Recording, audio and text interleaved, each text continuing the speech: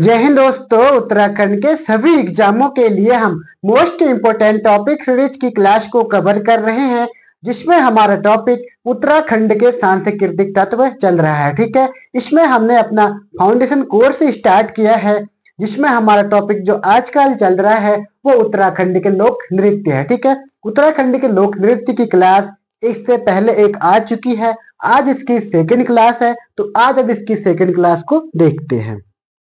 इसमें हमने पहली क्लास में थड़िया नृत्य, सरो नृत्य और पौड़ा नृत्य को कवर कर लिया। ठीक है, इन तीनों को हम कवर कर चुके हैं और आज हम छोलिया, हारुल, बुढ़ियात को कवर करते हैं। इसके बाद फिर एक दो और कवर कर लेंगे। ठीक है, तो स्टार्ट करते हैं छोलिया नृत्य। कुमाऊं क्षेत्र का प्रसिद्ध एक युद्ध नृत्य गीत है। इसका आप हमेशा ध्यान रखना, जो छोलिया नृत्य होता है वो एक युद्ध नृत्य गीत है। मैंने आपको इसके बारे में कल भी बताया था। ठीक है, शादी या फिर धार्मिक आयोजन, किरंजी कुंभ मेला, ये भी याद रखना बेटा। किरंजी कुंभ मेला में उल्लास में ढाल व तलवार के साथ किया जाता है छोलिया नृत्य। ठीक है, तो इसमें आपका डाउट क्लियर हुआ होगा। जो छोलिया नृत्य है वो कुमाऊं क्षेत्र में होता है। ठीक है, इसका आप जरूर ध्यान रखना। जो भी मैं आपको नृत्य कवर करवा रहा हूँ, इस किस क्षेत्र में लगते हैं उसका खास तौर पर आपको ध्यान रखना है। जैसे छोलिया नृत्य है वो कुमाऊं क्षेत्र में लगता है, थड़िया नृत्य गढ़वाल क्षेत्र में लगता है और सरो नृत्य ये भी गढ़वाल में लगता है, जबकि पौड़ा नृत्य जौनसारी जनजाति द्वारा किया जाता है। इसको आप खास तौर पर इसका ध्यान रखना। उसके बाद सेकंड है हारुल नृत्य। यह जौनसारी जनजातियों द्वारा किया जाता है। मोस्ट इंपोर्टेंट है, किस कौन सी जनजाति इसको करती है इस नृत्य को, उसके बारे में आपको देखना है। हारुल नृत्य जौनसारी जनजातियों द्वारा किया जाता है। इसकी विषय वस्तु क्या है? पांडवों के जीवन पर आधारित है। आपसे ऐसा क्वेश्चन पूछ सकता है, वह कौन सा नृत्य है जिसका विषय वस्तु पांडवों के जीवन पर आधारित है? तो वह नृत्य है हारुल नृत्य। इस नृत्य के समय रमतुला नामक वाद्य यंत्र अनिवार्य रूप से बजाया जाता है। मोस्ट इंपोर्टेंट, एक या दो बार क्वेश्चन पूछा गया है। हारुल नृत्य में कौन सा वाद्य यंत्र अनिवार्य रूप से बजाया जाता है? तो वो है रमतुला वाद्य यंत्र। ठीक है, इसका आप खास तौर पर ध्यान रखना। उसके बाद है बुढ़ियात नृत्य।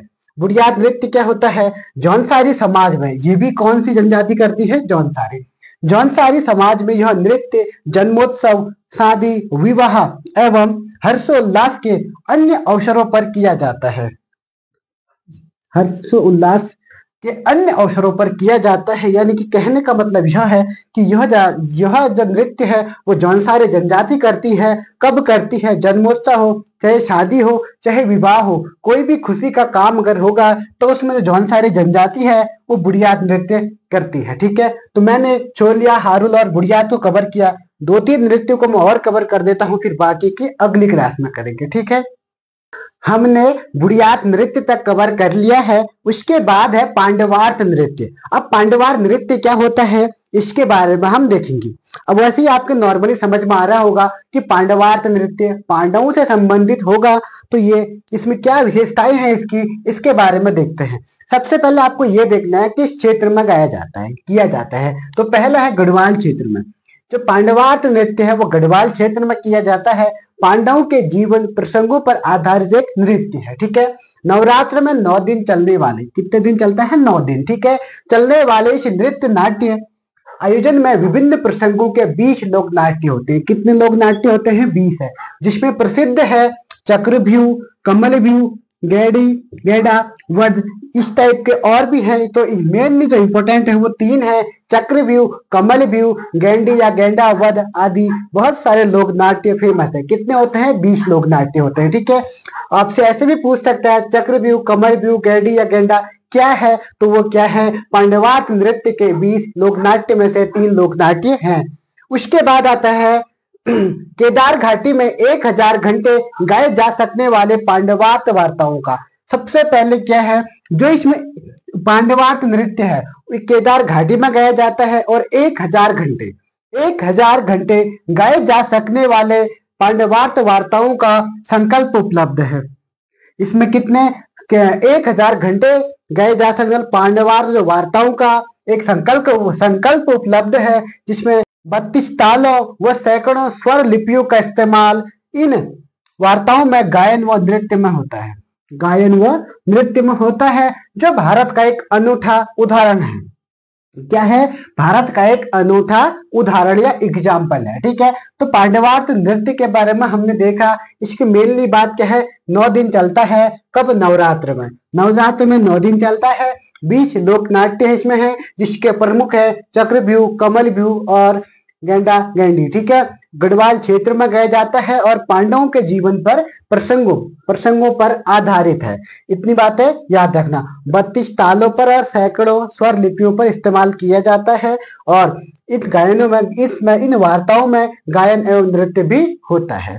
उसके बाद है लंगवीर नृत्य। पहले मंडार नृत्य आता है, लेकिन वो ज्यादा लंबा है, तो इसलिए मैंने पहले लंगवीर नृत्य को लिख दिया है। उसको देखते हैं। यह पुरुषों द्वारा किया जाने वाला नट नृत्य है। किसके द्वारा किया जाता है? पुरुषों द्वारा। और यह भी अधिकतर गढ़वाल क्षेत्र में किया जाता है। इसको भी आप ध्यान रखना। कहाँ किया जाता है? गढ़वाल क्षेत्र में। इसमें पुरुष खंबे के शिखर पर चढ़कर उसी पर संतुलन बनाकर ढोल नगाड़ों पर नृत्य करता है। इसमें क्या होता है? जैसे मल्ल युद्ध होता है, उस टाइप का ये नृत्य होता है। ठीक है, इसमें एक खंबा होता है, खंबे के ऊपर पुरुष चढ़ता है और वहां पे ढोल नगाड़ों के ताल पर नृत्य करता है। ठीक है, तो मैंने आपको लघुवीर नृत्य भी कवर करवा दिया है। और अब हम नेक्स्ट क्लास में जो होगा मंडार नृत्य क्या होता है, और भी जो नृत्य है, इसमें 24 नृत्य लिखा रखे हैं, जिसमें से अभी मैंने 7-8 आपको कवर करवा दिए हैं। ठीक है, तो बाकी के अब हम नेक्स्ट क्लास में करेंगे। तो आज हम इतना ही देखते हैं, फिर मिलेंगे नेक्स्ट क्लास में। तब तक के लिए जय हिंद, जय उत्तराखंड।